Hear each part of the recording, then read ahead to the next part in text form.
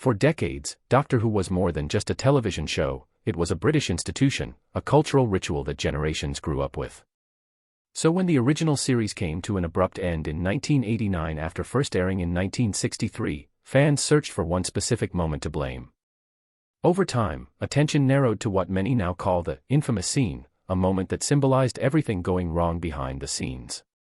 While no single scene officially cancelled Doctor Who, one controversial creative decision became the breaking point that pushed the BBC toward an unthinkable pause. By the late 1980s, the show was already under pressure. Budgets were shrinking, special effects were struggling to keep up with modern television, and internal BBC politics were quietly turning against the series.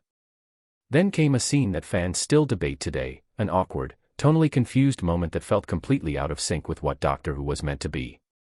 Viewers complained it was cheap, embarrassing, and even unintentionally comical at a time when science fiction audiences were demanding sophistication. Critics seized on it as proof that the show had lost its identity, using that single scene as a symbol of creative decline. What made matters worse was how the BBC reacted. Instead of defending the show or investing in its future, executives reportedly viewed moments like this as justification to pull the plug. Internally, the scene became shorthand for what they believed Doctor Who had become: outdated, difficult to manage, and no longer worth its primetime slot. Cast and crew later revealed that morale collapsed almost overnight. Scripts were rushed, resources were limited, and the creative team knew the end was coming long before the public did.